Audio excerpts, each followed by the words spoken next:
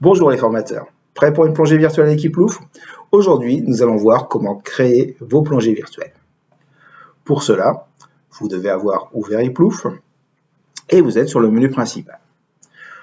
Vous cliquez sur le bouton base de plongée et cela vous emmène sur toutes les plongées virtuelles que vous allez pouvoir paramétrer. Vous en avez 9, de 1 à 9. Je vous propose de travailler sur la 1, profil 1. Les autres, ce sera exactement la même chose. Vous procéderez de la même manière.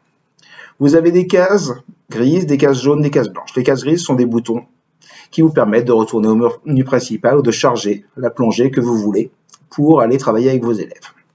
Les cases blanches ne sont pas accessibles, donc vous allez travailler uniquement sur les cases jaunes. Par exemple, en haut, vous avez un grand cadre qui vous permet d'expliquer l'objectif pédagogique de la plongée que vous êtes en train de paramétrer. Aujourd'hui, par exemple, plongée pour mes élèves de ce jour. Derrière, vous apportez des précisions pour plongeur encadré XX, plongeur autonome YY, etc., etc. Et puis, vous rajoutez du texte libre pour expliquer les différents événements. À tel moment, vous aurez envie d'expliquer ça, vous mémorisez. Ça vous permet, quand vous y retournez la fois suivante, d'être beaucoup plus clair, de ne pas avoir à retravailler.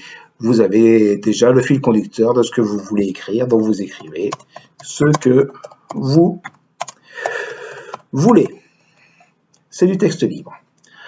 Ensuite, il n'y a pas d'ordre. Je vous propose de commencer par paramétrer vos plongeurs.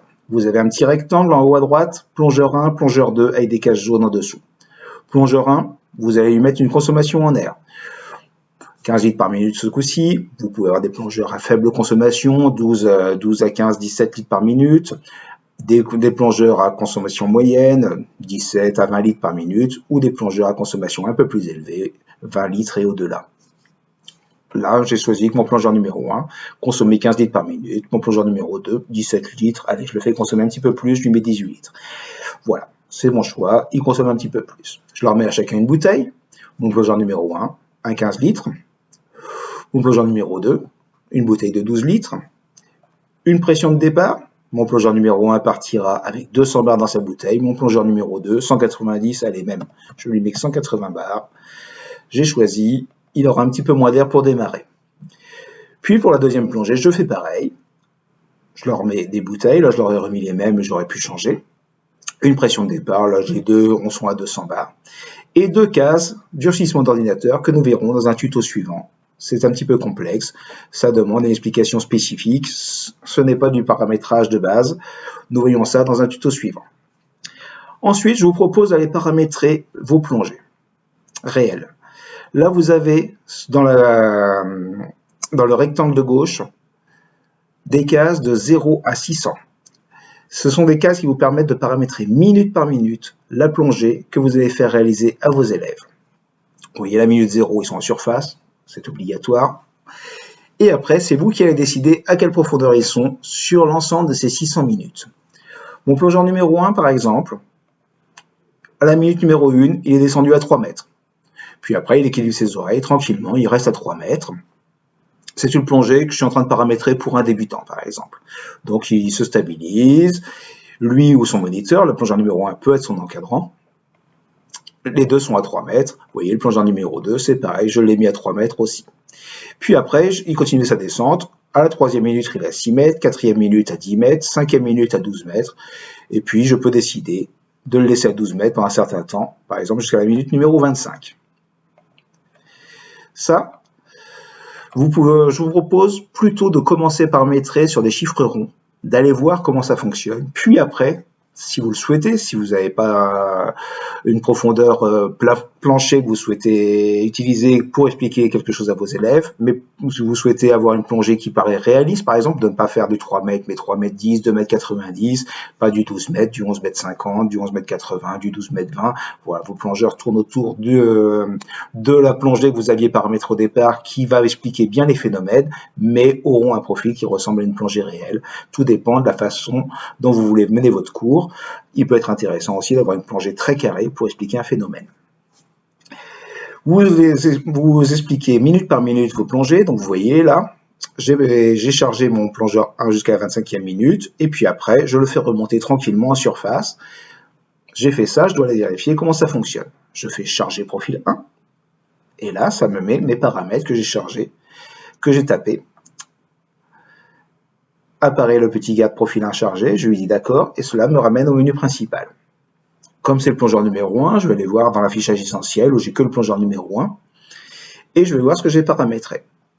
La courbe sur le côté m'indique tout de suite que j'ai un plongeur qui descend à 3 mètres, qui reste un petit peu à 3 mètres, ce que j'expliquais, là je l'ai fait équilibrer ses oreilles, qui descend à 12 mètres et qui reste à 12 mètres, fait une remontée, une période de palier, réelle ou de sécurité, puis une remontée en surface, et enduite en surface. Je peux, si je le souhaite, faire évoluer sa plongée pour aller voir où il en est après sur sa consommation d'air. C'est la vérification, ça va vous demander quelques allers-retours pour bien caler le cours que vous voulez faire. Vous pouvez retourner dans la base de plongée et affiner cette plongée si vous en avez besoin ou si vous en êtes content et que vous souhaitez aller paramétrer une plongée numéro 2, déterminer un intervalle de surface. Vous voyez, mon plongeur à la minute 30 ressort, en 31 il est en surface. À partir du moment où il est en surface, il est à la profondeur 0, donc toutes les cases où je souhaite qu'il reste en surface, je taperai 0 dans la case. Et puis je décide que pendant 2 heures, par exemple, il est en surface, et bien jusqu'à la minute 150, je le laisserai en surface, et je fais dérouler jusqu'à la minute 150, j'ai mes 2 heures d'intervalle surface, et à partir de la minute 150, vous voyez, 150, je le laisse en surface, la 140, j'avais une deuxième plongée paramétrée, je marque bien 0, et c'est reparti, je décide qu'il descend à 2 mètres, il descend à 5 mètres, etc., etc., et voilà, c'est ma deuxième plongée que je paramètre exactement avec la même méthode que la première, et j'irai vérifier de la même façon. Puis, j'ai la possibilité, dans le dernier rectangle avec des cases jaunes, de paramétrer des événements. Ces événements, c'est de l'essoufflement pour le plongeur 1 ou le plongeur 2, ou la capacité du plongeur 1 à offrir son octopus au plongeur 2, donc d'avoir le plongeur 2 sur octopus du plongeur 1. À partir de là, ces cases sont paramétrées de base à 600, et si vous ne voulez pas faire apparaître d'événement, puisque au-delà de 600, Iplouf n'a plus de plongée possible, eh bien vous tapez 600 dans ces cases-là, et rien ne se passera. Si vous souhaitez par contre paramétrer un événement, eh bien il suffit de taper le début de l'événement, par exemple à la minute 10, pour l'essoufflement du plongeur 1, et vous l'arrêtez à la minute 12, ou vous souhaitez que le plongeur 2 respire sur octopus à la minute 15, et arrête de respirer sur octopus à la minute 22. Voilà, le plongeur 2 ne sera jamais essoufflé, vous avez laissé 600 et 600. Vous avez paramétré ça, c'est des événements que vous souhaitez faire apparaître à vos élèves dans l'explication pédagogique que vous avez apportée ce jour.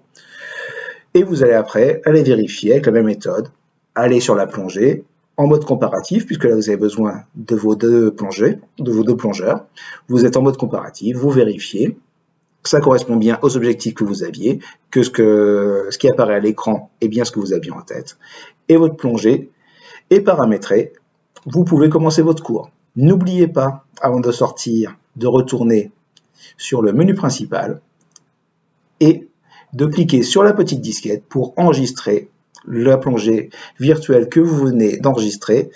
Si jamais vous ne le faites pas, ça reviendra à la plongée précédente avant que vous commenciez votre travail. Si vous voulez que votre travail soit mémorisé, n'oubliez pas, cliquez sur enregistrer. Eh bien écoutez, je vous remercie, je vous propose de nous retrouver dans les prochains tutos pour plein d'autres sujets et évidemment à tout moment sur notre site iplouf.com. À bientôt.